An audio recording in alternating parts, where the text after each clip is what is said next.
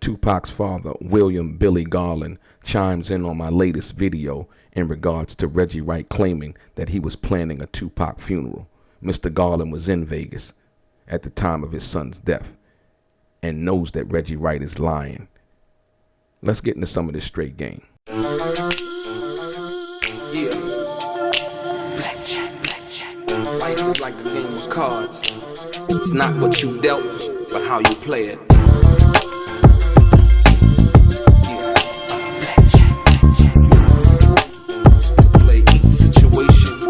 Correctly. I remember they used to laugh at a brother. Welcome back, guys. It's your boy DELRAY, Richardson, platinum artist, platinum songwriter, Straight Game TV. Thank you for tuning in. I appreciate your time. Do me a favor, as I always ask you, to hit that thumbs up button. Subscribe to the channel if you haven't already. Tell a friend. And also, if you're new to the channel and you want to be notified when I drop some of this straight game, please do me a favor and hit the bell notification below this video. I'm going to get right into it. Ladies and gentlemen, as you probably seen my latest video that I just did the other day in regards to Reggie Wright Jr. Having nothing to do with the planning of Tupac's funeral, and basically stating that his security company, in fact, failed Tupac in Vegas. Once again, by Suge Knight telling him to send 5 more guards to be around Tupac and guard Tupac, and Reggie Wright Jr. did not send those guards, and in fact, he actually pulled security off of Tupac. And the reason that he did that, for the people who don't know, who might be catching up, is because Tupac fired him. Right? I already gave you guys that information. You can look at my prior videos if you want up on that. But the crazy part about this is I made a post on Tupac on a Facebook Tupac group with over 332,000 people on it. And the one person at this particular time that had responded to that was none other than Tupac's father, William Garland. And it's interesting what Mr. Garland posted when he posted his response in reference to my video. Because like I said, a lot of people have been duped into believing that Reggie Wright is somehow the spokesperson for Death Row. Somehow he was there for everything, in which he wasn't. And what proved that fact is, if you watch the video that I put up yesterday, what proved the fact is that he claimed to he was setting up some kind of funeral for Tupac, like I said, and he had not been in contact with the family at all in regards to that. Afeni, like I said, Afeni Shakur did not ask Reggie Wright, nor did she ask anybody else involved with Death Row at that particular time to set up anything, because they had their own personal and private service from that, right? But it's interesting what Mr. Garland said. His response was, no doubt, big time. What security? Common knowledge of his failures. And what I want you to understand is a lot of people have overlooked the fact that Reggie Wright Jr. and his so-called security company failed Tupac in Vegas. Let me explain something to you. You don't have Tupac, number one, running up on Orlando Anderson in Vegas if he had adequate security. That doesn't happen. You don't have Tupac in the car with Suge if a professional security team, understanding even if it did happen, even if a fight did happen, they're going to take some kind of precaution, some serious precaution in regards to Tupac, basically on being a high profile musical celebrity, like a real true security company would, right?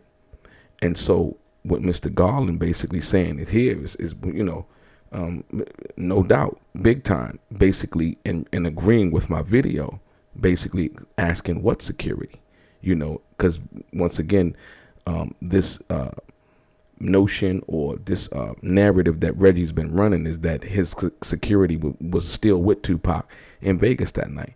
and it's simply not true.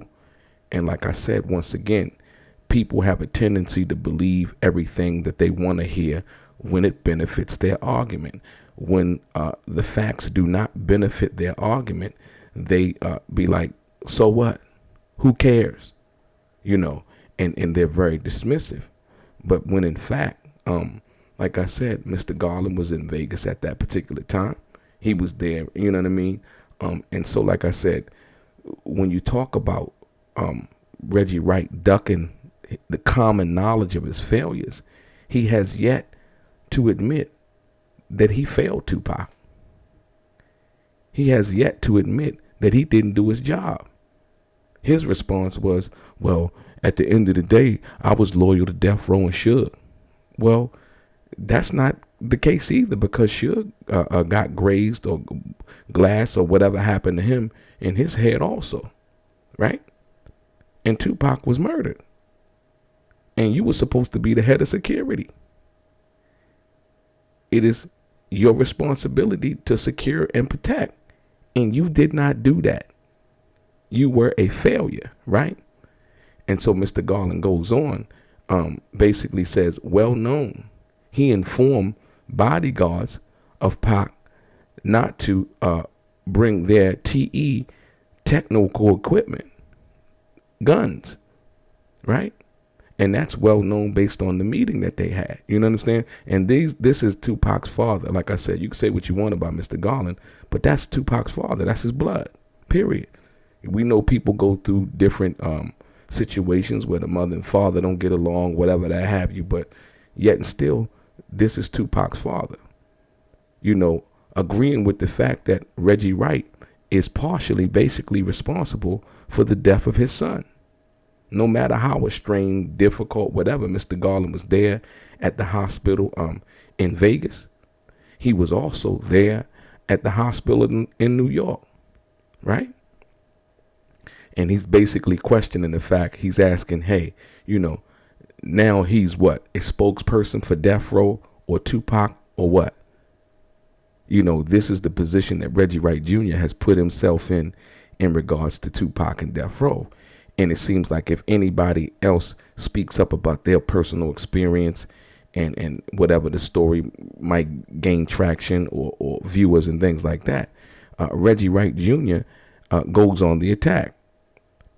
Reggie Wright Jr. has attacked so many people involved in this as if he's the only person that can speak on it. Reggie Wright Jr. was not there for everything. Like his partner, Gullible John, I call him. He's very gullible. Gullible John, he tries to create this narrative, that, who you going to listen to? You're going to listen to them, and they were never in the state that Tupac was in? Or you're going to listen to Reggie because he was there? No, he wasn't there. He wasn't there for everything. And Tupac didn't deal with him like that. Mostly everything that Reggie Wright says is hearsay or basically outright lies. This is a fact. So when you sit down and you think about it, right, at the end of the day, they have you guys duped into believing this guy is some kind of informed individual in regards to Tupac Shakur. And then, when it's favorable, he wants to jump on the bandwagon with people. 1 minute he calls Suge Knight a snitch, and in other words that I don't really care to use on my channel from that perspective. And then the next minute when somebody says something about Suge Knight, he's coming to his defense. Oh, don't mess up his legacy. No, what you're trying to do, Reggie Wright Jr., is play both sides of the fence. So now, and then Mr. Garland goes into, basically he says and agrees, like I said, when you listen to this guy, Reggie Wright, funny how lies become believable. And that's a fact. People have fell for this guy's lies for years, thinking that because he was around or the so-called security, that he knows or has some inside information or basically a little bit more insight than anybody else. Like I said, I knew Tupac. We hung out. I have stories. But like I said, my stories, they basically have an ending. Reggie Wright's stories, his stories have no ending. he can just keep coming up, and then they sit over there, and I know what they doing. They sitting over there, and they like, well, yeah, Reggie, you could say this. They won't know. People won't know. They'll believe you because you was around. This is what they're doing.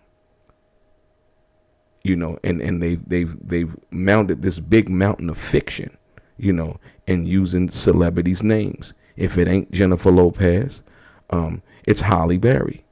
If it ain't Holly Berry, it's Snoop. If it ain't Snoop, it's Daz. If it ain't Daz, it's Keyshawn Johnson.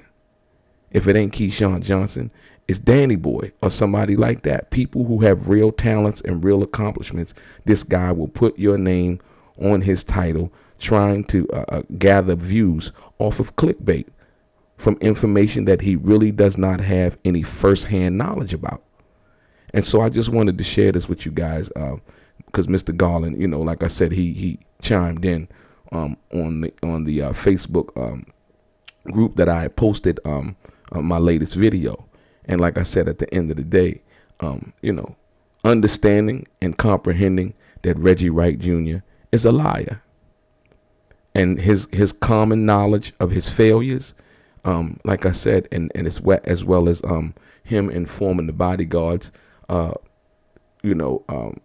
bodyguards of Pac not to bring their TE, their technical equipment, and him now trying to bolster himself as some kind of 2Pac spokesperson or Death Row spokesperson.